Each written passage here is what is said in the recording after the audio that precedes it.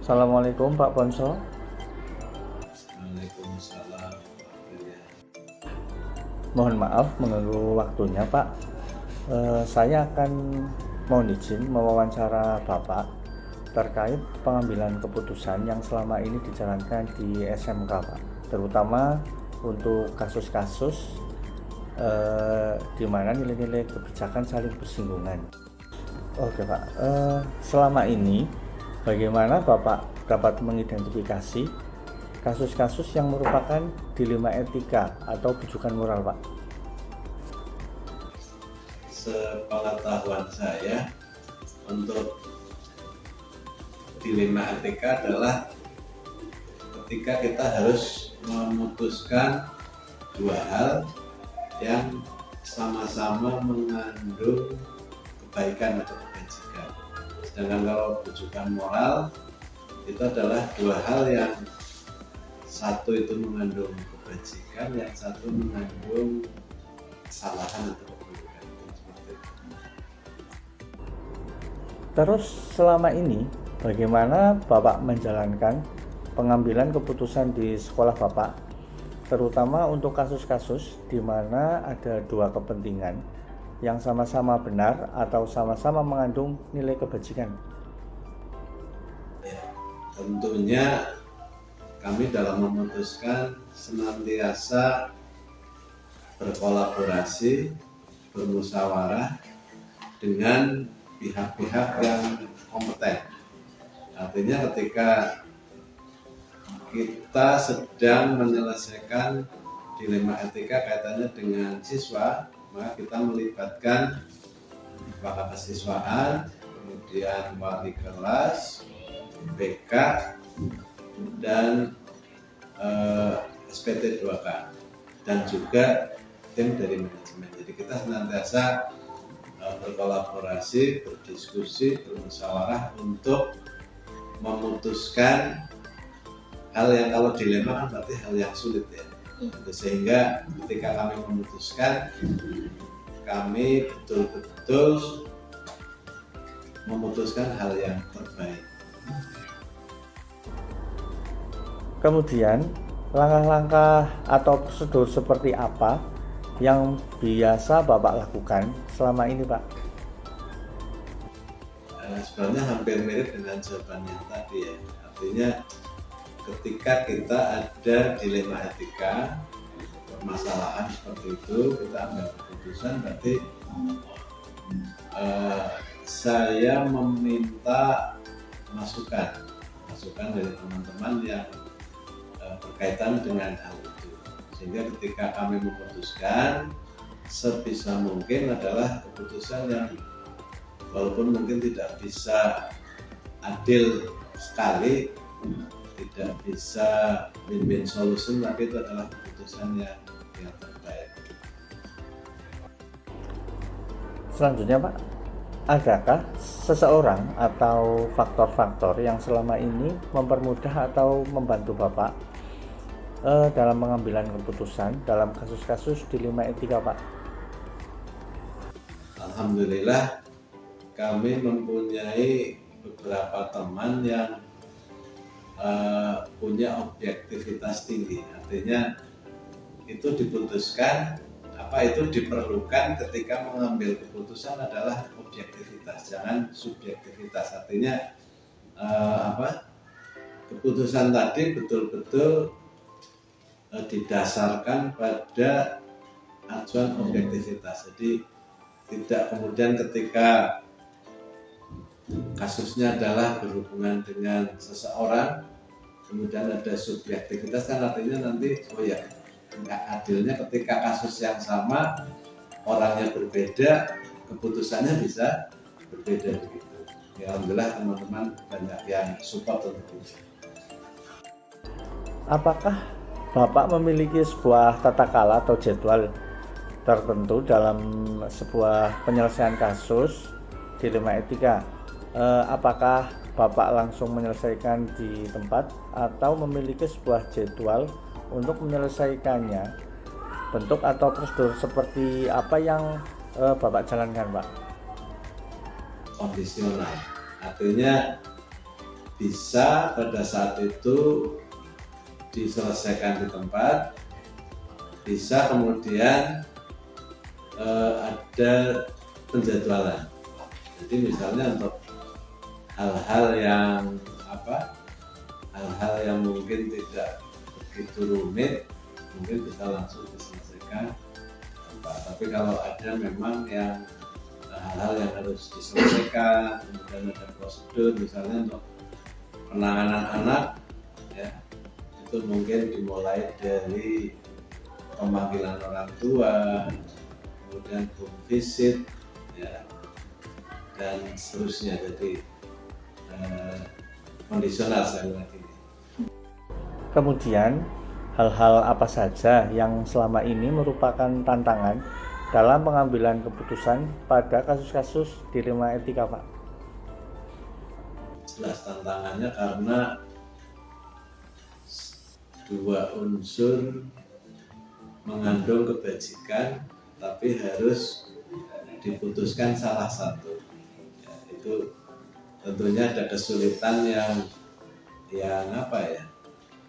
ya bagi kami kadang ketika kita memutuskan A, maka mungkin ada dampaknya, memutuskan B juga ada dampak. Tapi kita lebih, kalau saya pribadi lebih mengedepankan logika, karena kalau unsurnya adalah perasaan, nanti jadinya itu subjektivitas. Jadi kalau kami mengedepankan unsur logika dan mengembalikan ke regulasi. Jadi kalau kita bicara regulasi, kemudian insya Allah semua pihak lebih bisa menerima. Tapi kalau pakai unsur perasaan, nanti itu kembalinya ke subjektivitas. Ini untuk pertanyaan terakhir, Pak.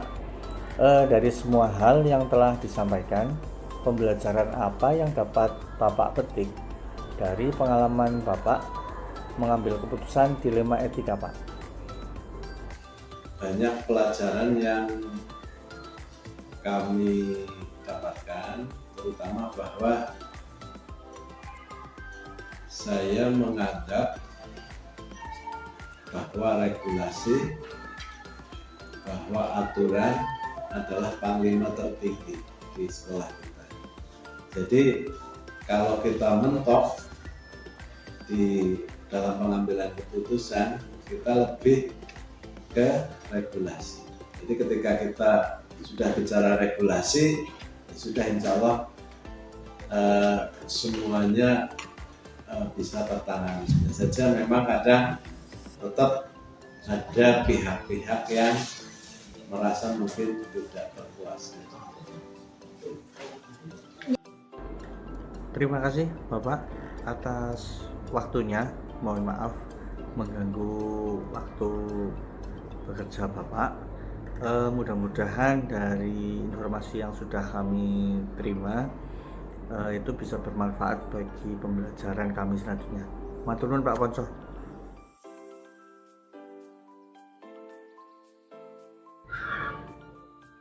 Assalamualaikum Pak Fajar. Waalaikumsalam. Ya gimana Pak? Ada yang bisa kami bantu? Begini Pak, saya akan bertanya beberapa pertanyaan terkait dengan pengambilan keputusan yang selama ini dijalankan di sekolah Pak Fajar. Boleh ya Pak ya?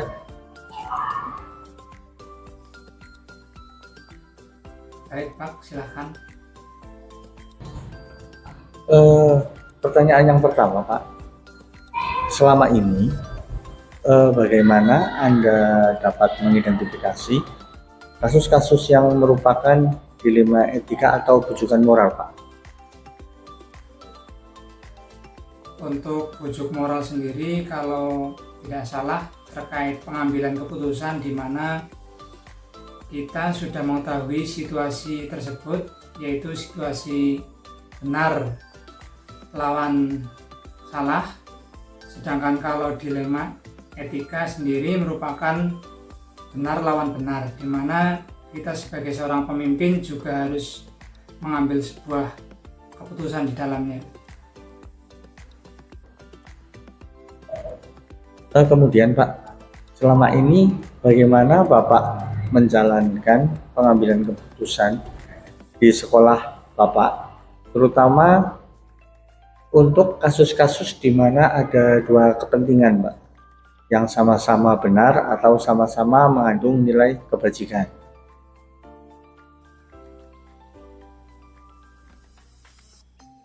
Ya, jadi memang sebagai kepala madrasah kita sering dihadapi terkait kasus seperti itu. Contohnya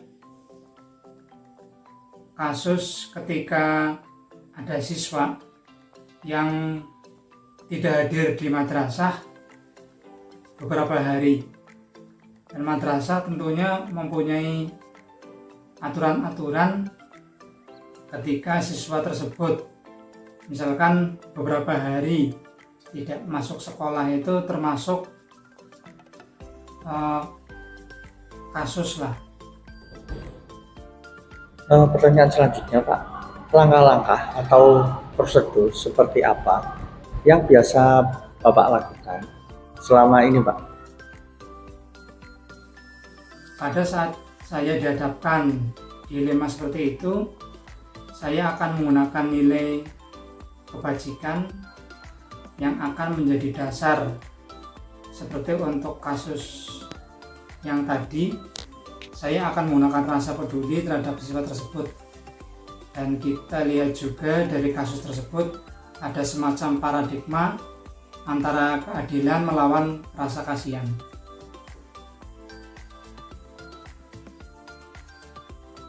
Pada saat nanti saya akhirnya mengambil keputusan dengan melihat nilai kebajikan yang tadi saya sampaikan, yaitu rasa peduli. Saya akan mengumpulkan fakta-fakta ataupun data-data tersebut, tentunya dengan berkolaborasi dengan wali kelas, guru BK, kemudian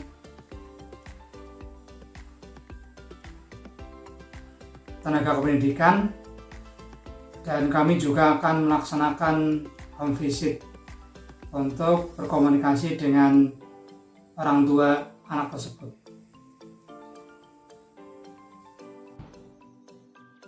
Terus hal-hal apa yang selama ini Bapak anggap efektif dalam pengambilan keputusan pada kasus-kasus dilema etika Pak?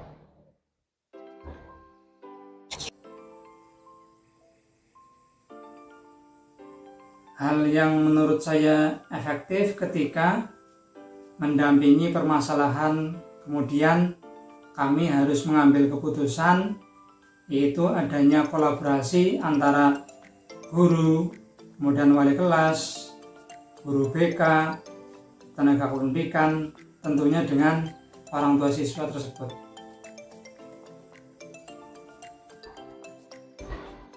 Nah, kemudian hal-hal apa saja yang selama ini merupakan tantangan dalam pengambilan keputusan pada kasus-kasus dilema etika? Tantangannya begini, saya sebagai kepala madrasah yang akan memecahkan sebuah kasus dilema etika adalah ketika pada tahap mengkomunikasikan kepada rekan guru. Pastinya rekan guru terkadang mempunyai pandangan atau pendapat seperti pada kasus tersebut adalah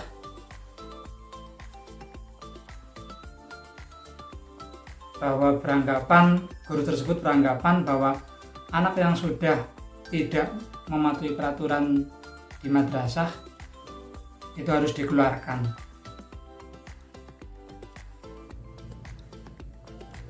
Karena mereka beranggapan bahwa ketika anak tersebut itu sudah seringkali tidak berangkat dan tidak sesuai dengan peraturan madrasah, maka anak tersebut akan mempengaruhi siswa-siswa yang lain. Kemudian ini Pak, apakah Bapak memiliki sebuah jadwal khusus dalam sebuah penyelesaian kasus dilema etika? Kemudian apakah Bapak langsung menyelesaikan di tempat atau memiliki sebuah jadwal untuk menyelesaikannya Pak? bentuk atau prosedur seperti apa yang Bapak jalankan?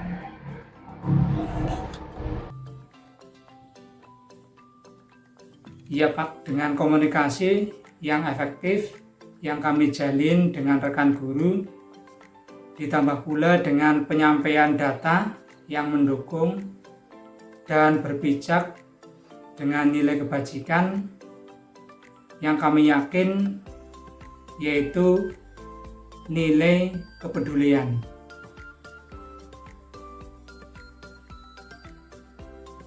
Ada prosedur atau SOP tentunya di madrasah kami yang harus dilakukan. Tidak mungkin saya menyelesaikan kasus tersebut langsung di tempat itu dan di waktu itu. Jadi ada jadwal yang kami buat, misalkan jadwal pemantauan siswa, kemudian berkoordinasi dengan wali murid, kemudian cross check dengan guru BK, kemudian juga berkunjung atau home visit yang akan kami lakukan.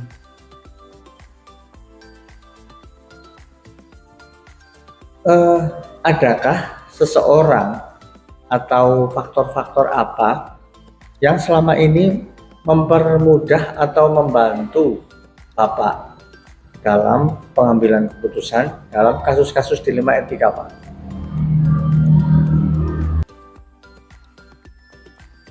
Jelas untuk seseorang yang membantu pasti ada. Dalam hal ini adalah guru, kemudian wali kelas. Kemudian untuk faktor yang selama ini mempermudah adalah kolaborasi dari semua pihak, manakala ketika kita duduk bersama untuk mencari solusi dan melihat manfaat yang akan didapat anak tersebut. Seperti kasus tadi, apabila anak dikeluarkan, maka bukan hanya menambah masalah untuk anak dan keluarga tersebut. Nah, kita sudah di akhir pertanyaan, Pak. Jadi dari semua hal yang telah disampaikan, pembelajaran apa yang Bapak petik dari pengalaman Bapak mengambil keputusan dilema etika ini, Pak? Setelah saya mencoba mengidentifikasi masalah tersebut adalah dilema etika, di mana semua pihak mengatakan benar dan benar, maka kita bisa kembali lagi dengan nilai kebajikan yang kita yakini. Kemudian yang bisa saya maknai dari kasus tersebut adalah saya lebih memanusiakan manusia. Jadi lebih terasa dalam kemampuan mengambil keputusan yang baik untuk perkembangan anak. Serta saya untuk ke depan akan lebih berhati-hati dalam mengambil sebuah keputusan. Baik, mungkin cukup sekian Pak pertanyaan yang bisa saya tanyakan ke Bapak. Terima kasih banyak. Semoga pertanyaan ini bisa saya jadikan sebagai bahan pembelajaran saya agar saya lebih baik dalam nanti mengambil keputusan, Pak. Terima kasih Pak Fajar. Ya, sama-sama Pak.